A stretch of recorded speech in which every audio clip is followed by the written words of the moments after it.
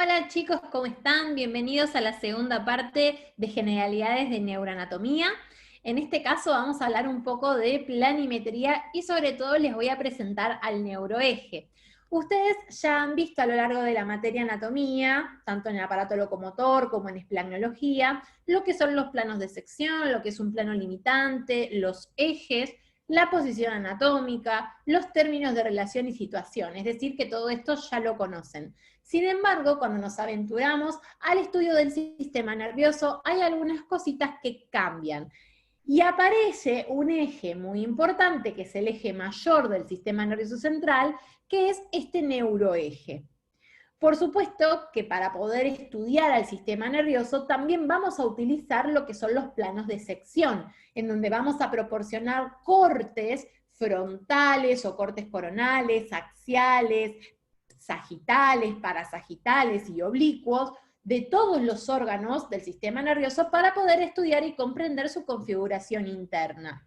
Así que volvemos un poquito a lo que son la planimetría en cuanto a los planos limitantes y los planos de sección, y volvemos un poquitito también a lo que son los ejes. Específicamente tenemos que dar la presentación al neuroeje. Dentro de lo que es el sistema nervioso central, vamos a hablar que todo se organiza en torno a tres ejes principales. Uno de ellos es el eje mayor, que es el neuroeje, otro es el eje dorsoventral y otro es el medio lateral. Es más sencillo de explicar con un dibujo que en la teoría. ¿Qué quiero decir cuando les digo que el eje cefalocaudal del sistema nervioso central está torcido? Lo que quiero decir es que a diferencia del cocodrilo, por ejemplo, si ponemos el ejemplo de un animalito, vamos a hacer, no se rían de mi cocodrilo, pero yo voy a dibujar a mi querido cocodrilo. No me va a salir porque no soy buena dibujando, pero bueno, le vamos a hacer las patitas al cocodrilo. Bien, si yo tomo al sistema nervioso del cocodrilo, el sistema nervioso del cocodrilo es totalmente horizontal, ¿sí? Es horripilante, pero imagínense en que eso amarillo sería el sistema nervioso. Que si lo pongo de pie, ¿no?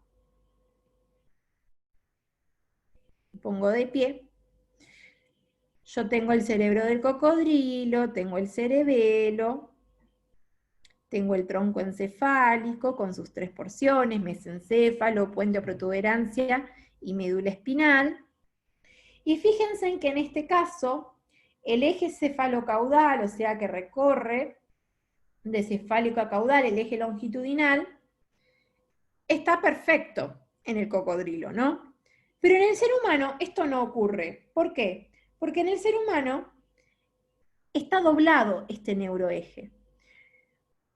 Porque tengo el cerebro, el cerebelo, el tronco encefálico y la médula espinal dispuestos de esta forma. Este es el sistema nervioso central nuestro, ¿no? En el humano. Por lo que nuestro neuroeje, ¿qué ocurre? A nivel encefálico, ese eje cefalocaudal se tuerce, está torcido. Y eso es lo que denominamos neuroeje. Por lo tanto, al estar torcido el neuroeje, los términos de relación y situación cambian. Y por eso en neuroanatomía vamos a tener que aprender e incorporar nuevo vocabulario. Vamos a eliminar los dibujitos y vamos a continuar, ahora sí, con nuestro dibujo de la diapositiva. Esto es un esquema del sistema nervioso central, donde vemos representado al cerebro, por debajo al cerebelo, al tronco encefálico con sus tres porciones, mesencéfalo, puente y médula oblongada. Caudalmente vemos a la médula espinal. Superior al mesencéfalo vemos a lo que es el diencéfalo, donde encontramos al tálamo, al hipotálamo, al epitálamo. Vemos a la glándula pineal, diferentes porciones del sistema nervioso central que iremos estudiando en la medida que avancen nuestras clases. Ahora, con respecto al neuroeje, fíjense en que todos los términos de relación y situación, cefálico, caudal, ventral, dorsal, se mantienen iguales, hasta que se tuerce el neuroeje. Por lo tanto, fíjense que a nivel encefálico, esto que está aquí es rostral. Rostral es como decir anterior, es como decir lindo y bonito. Rostral y anterior son lindo y bonito. Aquí sería caudal, que es lo mismo que decir posterior. Básicamente esto es adelante, esto es atrás, ¿sí? Pero le decimos rostral, caudal. Toda esta región es la región dorsal, que se continúa con esta parte de acá. Lo dorsal se continúa, dorsal. Y lo ventral se continúa hacia ventral. Por lo tanto, dentro de lo que es el cerebro, yo voy a tener lóbulos. El lóbulo frontal, el lóbulo parietal, el lóbulo occipital, por ponerles un ejemplo. El lóbulo frontal es rostral con respecto al lóbulo occipital, que es caudal. Este lóbulo que ven aquí es el lóbulo temporal, ahí en gris. Yo puedo decir que el lóbulo parietal es dorsal respecto al lóbulo temporal, que es ventral. Después, podemos decir que el cerebelo es dorsal respecto al puente, que es ventral. Que el mesencéfalo es cefálico respecto al puente, o que el puente es cefálico respecto al bulbo raquídeo, o que el diencéfalo es superior o es cefálico respecto al mesencéfalo. Entonces, todos estos términos son importantísimos. Esta estructura que ven acá es el cuerpo calloso, que es una comisura, es una fibra comisural, ¿sí? Es una fibra de sustancia blanca, ahora vamos a hablar, es una fibra comisural que se compone por un pico, una rodilla, un cuerpo y un rodete o esplenio, y que se encarga de unir al hemisferio cerebral derecho con el hemisferio cerebral izquierdo. Entonces podemos decir, a modo de ejemplo, que el cuerpo calloso es ventral respecto al lóbulo parietal. O puedo decir que el cuerpo calloso es dorsal respecto al tálamo, que es ventral. Y así podríamos practicar todo el día. Les recomiendo, porque es una nomenclatura nueva, son muchas cositas nuevas, que practiquen, porque es muy importante que comprendan qué es el neuroeje y cómo afecta esto a los términos de relación y situación que ustedes vienen utilizando durante toda la cursada, para que a la hora de presentar un preparado anatómico o de dar una exposición o de realizar un examen choice, no cometan errores y usen la nómina, la nomenclatura, los términos correctos.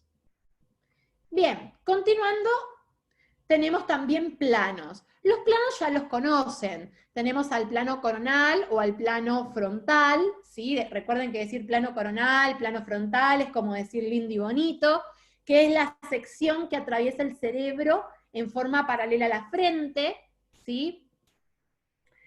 El plano horizontal, que en tomografía y resonancia se suele utilizar mucho el término axial, que es la sección del cerebro en forma paralela al suelo, y el plano sagital, que es la sección que atraviesa al cerebro justo en la línea media exacta. Si no ocurre ese corte y esa división de la mitad derecha y la mitad izquierda, la línea exacta del cerebro, entonces sería el plano parasagital. ¿Por qué? Porque dividiría al encéfalo, al cerebro, cerebelo o a cualquier órgano del sistema nervioso que estamos estudiando en una mitad derecha y en una mitad izquierda, pero que no serían iguales, porque el corte no sería la línea media exacta, por eso se llama parasagital, porque el corte sería paralelo a la línea media. En cambio, cuando yo digo plano sagital, es en la línea media exacta del cuerpo, ¿sí? Acá podemos ver representando todos los cortes, ¿sí? El corte coronal, el corte sagital y el corte horizontal o axial, como más les guste llamarlo. Si yo agarro al cerebro y lo secciono, vamos a ver, miren, este es un corte coronal, este es un corte sagital y este es un corte axial del cerebro. Y este es un corte axial de la médula espinal. Fíjense qué diferente que se ve un corte coronal, de un corte sagital, de un corte horizontal o axial, como más les guste llamarlo, ¿sí? Para poder justificar, siempre recuerden que tanto en el corte sagital como en el axial puedo ver tanto al lóbulo frontal como al lóbulo occipital, ¿sí? En cambio, en un corte coronal nunca voy a ver a ambos lóbulos juntos, ¿sí? No importa a qué altura yo haga este corte coronal, nunca voy a poder ver al lóbulo frontal y al lóbulo occipital al mismo tiempo, ¿sí? Entonces, eso es algo característico y que diferencia al corte coronal de lo que es el corte sagital o parasagital y al corte axial, ¿sí? Ahora, en el corte coronal yo puedo diferenciar lo dorsal de lo ventral. Y ustedes me dirán, en el corte sagital también. Sí, es verdad, en un corte sagital yo puedo ver lo rostral, puedo ver lo caudal, puedo ver lo dorsal y puedo ver lo ventral. Pero fíjense que en el corte axial yo puedo diferenciar lo que es derecho, lo que es izquierdo, lo que es caudal, lo que es rostral, pero se me dificulta ver qué es dorsal y qué es ventral, es decir, no puedo diferenciar lo dorsal de lo ventral, y eso es característico del corte axial. Estas características las remarco porque a la hora de justificar si el corte del sistema nervioso que ustedes están observando es un corte coronal, sagital, parasagital o axial, son justificaciones importantísimas que le tienen que dar a su evaluador, ya sea ayudante, jefe de trabajos prácticos. Es importantísimo que puedan justificar por qué es un corte coronal, por qué es un corte sagital, por qué es un corte axial, ¿sí? Bien, acá tenemos ejemplos de cortes de cerebro, corte coronal, corte axial. Y este corte lo pongo así porque es un corte, los cortes axiales sobre todo, hay cortes que tienen nombres propios, por ejemplo, el corte de Charcot, que es un corte coronal de cerebro que tiene un nombre que es un epónimo. Charcot lo pueden buscar, hoy en día con el internet pueden buscar por qué se llama así el corte, quién fue que lo inventó, etc. Y el corte axial, hay un corte que se llama corte de Fletching, que es muy parecido a este corte que ven acá, y es uno de mis favoritos, porque podemos ver un montón de estructuras. Vemos el hemisferio cerebral izquierdo, el hemisferio cerebral derecho, la cisura interhemisférica que separa a un hemisferio del otro. Puedo ver al cuerpo calloso, de hecho eso es el cuerpo o el tronco del cuerpo calloso. Puedo ver a las astas ventrales de los ventrículos laterales. Puedo ver a los núcleos basales, cabeza del caudado, puedo ver al lenticular con el putamen y el globo pálido, vemos el tálamo, y es el único corte que me permite ver a toda la cápsula interna, brazo anterior, rodilla, brazo posterior, veo las radiaciones ópticas. Bueno, realmente hay muchas estructuras, es un corte muy bonito porque me permite ver muchas estructuras del cerebro, por lo que es, debo admitir, mi corte favorito. Bien, con respecto a los términos, ya estuvimos hablando, anterior, frontal, rostral, ¿sí? Es hacia el rostro. Posterior, caudal, es hacia la cola, hacia la región posterior, ¿sí? De lo que sería el sistema nervioso central. Lo más alejado de lo rostral, lo opuesto. Después vimos y hablamos de lo que era dorsal, lo que era ventral, medial, lateral, proximal, distal. Bueno, contralateral, ipsilateral, recuerden, Contralateral hace referencia, por ejemplo, cuando un grupo de fibras de sustancia blanca se cruzan hacia el lado opuesto, hacia el lado contrario, de derecha a izquierda o de izquierda a derecha, ¿sí? Al lado contrario, contralateral. Ipsilateral significa del mismo lado.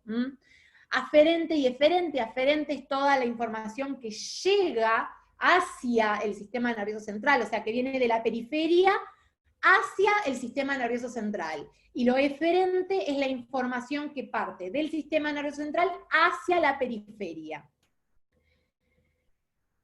¿Cómo se organiza el tejido nervioso? A ver, estuvimos hablando que el sistema nervioso está formado por órganos, nombramos cerebro, cerebelo, tronco encefálico, y hablamos de que este sistema y estos órganos están formados por uno de los 4 tejidos básicos que predomina en cantidad, que es el tejido nervioso. Por lo cual, tenemos que conocer cómo se distribuye la sustancia gris y la sustancia blanca en las distintas partes del sistema nervioso, ¿sí? Nosotros sabemos que el tejido nervioso está formado por las neuronas y por las células de la glía, que lo veremos en otra parte de este video, ¿sí? De generalidades, cuáles son las células de la glía, cómo se clasifican a las neuronas, qué funciones cumplen cada una. Pero básicamente lo que me interesa hablar ahora es de la sustancia gris y de la sustancia blanca. ¿Por qué? Porque el tejido nervioso se compone por sustancia gris y por sustancia blanca. La sustancia gris está formada por los cuerpos o somas neuronales. Recuerden que soma significa cuerpo. Así que decir cuerpo neuronal o soma neuronal es como decir lindo y bonito. Por las dendritas, que son prolongaciones cortas que parten del cuerpo, del soma de la neurona, por el origen de los axones y por células gliales, como por ejemplo los astrocitos protoplasmáticos. Y también voy a encontrar capilares, por supuesto. En cambio, en la sustancia blanca voy a encontrar a los axones de las neuronas, que son las prolongaciones más largas de estas células, y en el caso de las neuronas mielínicas voy a encontrar a la vaina de mielina. Recordemos que la mielina está formada 80% por lípidos, 20% por proteínas, aproximadamente. Los porcentajes pueden variar dependiendo del libro. Lo importante del concepto es que la mayor parte de la mielina está formada por grasa, por lípidos, y que la grasa es casi blanca, y que es a eso a lo que la sustancia blanca le debe su color. La sustancia blanca es blanca por los lípidos que conforman a la vaina de mielina. Y obviamente que en la sustancia blanca también encontramos células gliales, como los astrocitos fibrosos y los oligodendrocitos. Y también vamos a encontrar capilares. Ahora, la organización de la sustancia gris y de la sustancia blanca varía. La sustancia blanca se puede organizar en forma de lemnisco, en forma de pedúnculo, de estría, de decusación, de quiasma, de haz y de fascículo. Estas definiciones las tienen que saber para la clase número 1 de neuro. Tienen que saber qué es lemnisco, qué es pedúnculo, qué es estría, qué es decusación, qué es quiasma, qué es haz y qué es fascículo. ¿Por qué? Porque en las sucesivas clases vamos a hablar del lemnisco medial, el lemnisco lateral, el pedúnculo cerebral, la estría terminal, no sé, el quiasma óptico, el haz espinotalámico lateral, el haz vestíbulo cerebeloso anterior, no sé, fascículo longitudinal superior. Y ustedes tienen que saber, ¿sí?, cuáles son, de qué estamos hablando, básicamente. Entonces, ahí les dejo las definiciones para que las lean, para que las estudien, pero es muy importante que sepan qué es cada una de estas estructuras y que sepan citar un ejemplo. Lemnisco son fibras de sustancia blanca que se agrupan en forma de cinta. Un ejemplo es el lemnisco medial. Pedúnculo también es un conjunto de fibras de sustancia blanca, pero que se agrupan en forma de tallo. Ejemplo, pedúnculos cerebrales. Estría es el conjunto de fibras de sustancia blanca que forman un canal, como por ejemplo la estría terminal. Decusación es el conjunto de fibras de sustancia blanca que se cruzan por la línea media hacia el lado contralateral, como por ejemplo decusación sensitiva, decusación motora. La decusación motora es la única decusación que se puede observar, que se puede ver a nivel macroscópico. Y la decusación motora separa al tronco encefálico de la médula espinal. El quiasma. Quiasma es un conjunto de fibras de sustancia blanca que se cruza en X a nivel de la línea media. Por ejemplo, el nervio óptico derecho y el nervio óptico izquierdo se cruzan en la línea media conformando el quiasma óptico. Y con respecto a la definición de haz y de fascículo, son las dos definiciones más difíciles y más controversiales que hay. ¿Por qué? Porque a lo largo de la historia han sido causa de mucha confusión, han cambiado. En un momento se decía que fascículo era el diminutivo de haz, luego se usaban de forma indiferente, como si fueran lo mismo. Hoy en día sabemos que no son lo mismo, no se utilizan de esa forma. El haz es el conjunto de fibras de sustancia blanca que comparte un origen, un trayecto y una terminación común. Ejemplo de haz, podemos citar al haz espinotalámico anterior o espinotalámico lateral. Cualquiera de los haces de la médula espinal que vamos a estudiar en la segunda clase de neuroanatomía es un ejemplo de haz. Y con respecto a los fascículos, como ejemplo, podemos nombrar al fascículo longitudinal medial, fascículo longitudinal inferior, ¿sí? Bien, además de esto, las fibras de sustancia blanca en el cerebro se pueden clasificar de tres formas, y esto, como muy bien lo indica acá el cuadro rojo, es pregunta de examen. Lo que son las fibras de asociación, las fibras comisurales y las fibras de proyección. A mí me gusta, siempre que explico esto, citar el siguiente ejemplo. Imagínense, el cerebro está formado por dos hemisferios cerebrales, el hemisferio cerebral derecho y el hemisferio cerebral izquierdo. Vamos a imaginar que el hemisferio cerebral derecho es un edificio, ¿no? Este edificio representa el hemisferio cerebral derecho, y otro edificio al lado que va a representar a lo que es el hemisferio cerebral izquierdo. Luego tenemos la calle, y supónganse que tenemos un semáforo, no importa. La calle y el semáforo representan estructuras del sistema nervioso que no son parte del cerebro. Puede ser que la calle sea simbólicamente la médula espinal, o que el semáforo sea alguna región del tronco encefálico, ¿sí? Como el puente, o la médula oblongada, o el mesencéfalo. Mientras que los edificios representan a los hemisferios cerebrales, derecho e izquierdo. Hay un grupo de fibras de sustancia blanca que se encarga de unir, por ejemplo, dos estructuras, en este caso dos departamentos, que corresponden a edificios diferentes. Por ejemplo, al mismo departamento que se ubica en el edificio del lado derecho con el mismo departamento que se ubica en el edificio del lado izquierdo.